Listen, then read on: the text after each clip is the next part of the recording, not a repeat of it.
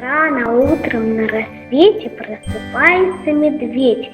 Вот идет он по тропинке, гриб нашел в большой корзинке. Оглянулся Мишка вдруг, что же видит он вокруг? В стороне горит костер, из бревна торчит топор, на траве лежит носок, рядом рваный башмачок.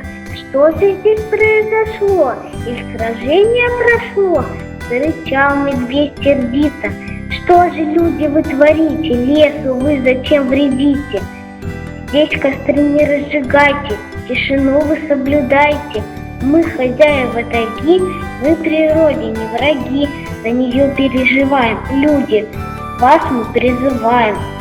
Вы природе помогайте и ее оберегайте, вы ведь тоже ее дети, за природу вы в ответе.